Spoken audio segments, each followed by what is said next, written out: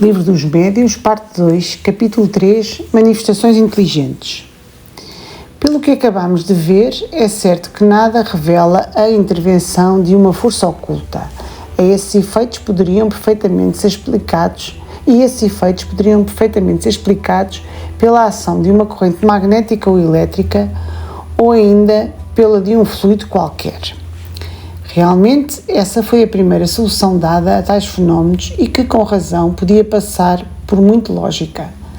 Sem dúvidas, ela teria prevalecido se outros factos não tivessem vindo demonstrar a sua incapacidade. Estes factos são as provas da inteligência que eles deram. Agora, como todo efeito inteligente deve ter uma causa inteligente, ficou evidente que, mesmo admitindo que a eletricidade ou qualquer outro fluido desempenhasse algum papel nesses fenómenos, havia ali outra causa envolvida. Qual era ela? Qual era essa inteligência? Foi o que a sequência das observações mostrou.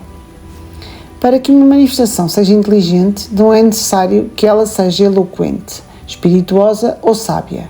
Basta que ela demonstre um ato livre e voluntário, expressando uma intenção ou respondendo a um pensamento. Seguramente, quando vemos uma ventoinha agitada pelo vento, estamos certos de que ela apenas obedece a uma impulsão mecânica. Mas se nós víssemos nos movimentos dessa ventoinha quaisquer sinais intencionais, se ela girasse para a direita ou para a esquerda, rápido ou lentamente, obedecendo a um comando, então seríamos forçados a admitir, não que a ventoinha seja inteligente, mas que ela estaria obedecendo a uma inteligência. Foi isso que ocorreu com a mesa. Nós vimos a mesa mover-se, levantar-se e dar pancadas sob a influência de um ou vários médiuns. O primeiro efeito inteligente observado foi o desses movimentos obedecerem a um comando. Assim, sem mudar de lugar, a mesa erguia-se alternativamente sobre o pé que lhe era indicado. Depois, caindo, ela batia um determinado número de pancadas, respondendo a uma questão. De outras vezes, sem o contacto de ninguém, a mesa passeava sozinha pelo aposento, indo para a direita ou para a esquerda, para diante ou para trás, executando diversos movimentos conforme a ordem dos assistentes. Está bem evidente que descartamos toda a suposição de fraude, que admitimos a perfeita lealdade das testemunhas, atestada pela honra e absoluto desinteresse dessas pessoas. Falaremos mais tarde das fraudes contra as quais é prudente manter-se vigilante. Por meio de pancadas e sobretudo por meio de estalos no interior da mesa de que acabamos de falar, obtivemos efeitos ainda mais inteligentes, como a imitação de vários rufos de tambor, da fuzilaria com tiros de fila ou de pelotão de canhão, depois o ranger da serra, golpes de martelo, o ritmo de diversas áreas, etc. Como podemos compreender, era um vasto campo aberto a ser explorado. Dizia-se que já havia ali uma inteligência oculta. Ela devia ser capaz de responder às perguntas e, de facto, ela respondeu, com um sim ou com um não, e por meio de uma série de batidas estabelecidas, essas respostas eram muito insignificantes. Por isso, alguém teve a ideia de designar as letras do alfabeto para, desse modo, compor palavras e frases. Esses factos repetidos à vontade por milhares de pessoas e em todos os países não podiam deixar dúvidas quanto à natureza inteligente das manifestações. Foi então que surgiu uma nova teoria, segundo a qual essa inteligência seria a do médium, do interrogador ou mesmo dos assistentes. A dificuldade era explicar como aquela inteligência podia refletir-se na mesa e expressar-se por batidas, desde que se tinha averiguado que essas batidas não eram desferidas pelo médium, então elas eram pelo pensamento. Ora pois, um pensamento dando pancadas. Isso era um fenómeno ainda mais prodigioso do que todos aqueles que já se tinham testemunhado. A experiência não tardou em demonstrar a inadmissibilidade dessa opinião. Com efeito, as respostas encontravam-se muito frequentemente em oposição formal às ideias dos assistentes, acima do alcance intelectual do médium e até em línguas que ele ignorava, além de relatar factos desconhecidos por todos.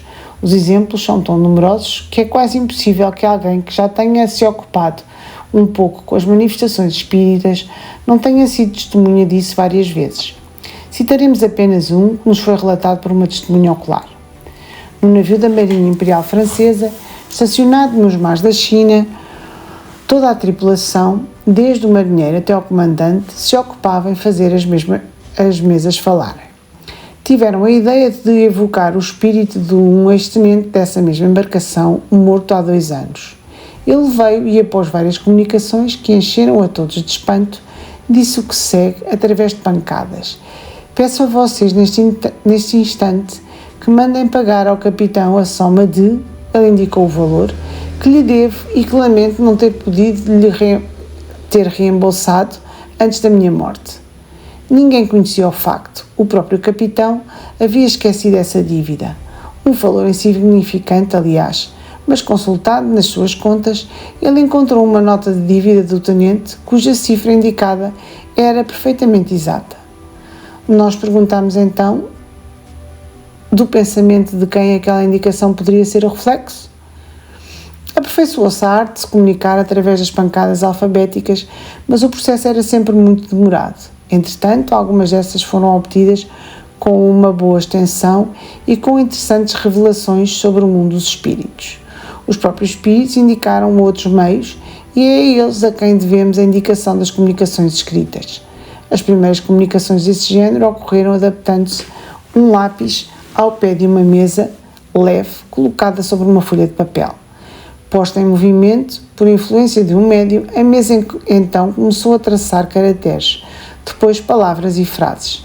Simplificou sucessivamente esse processo, utilizando-se mesinhas de tamanho de uma mão encomendadas para isso. Depois utilizou-se cestas, caixas de papelão e finalmente simples pranchetas. A escrita era tão corrente, tão rápida e tão fácil como se fosse com uma mão. Porém, conheceu-se mais tarde que todos aqueles objetos definitivamente não passavam de acessórios verdadeiros, porta-lápis, de que poderíamos dispensar simplesmente pegando o lápis com a própria mão. Impulsionada por um movimento involuntário, a mão escrevia sob o impulso exercido pelo espírito e sem o concurso da vontade e nem do pensamento do médium. A partir de então, as comunicações do além-túmulo não tiveram mais limites do que a correspondência habitual entre os seres vivos. Voltaremos a tratar desses diferentes meios e os explicaremos em detalhes. Nós os expressamos rapidamente aqui para mostrar a sucessão dos factos que levaram a constatar, nesses fenómenos, a intervenção de inteligências ocultas, isto é, os espíritos.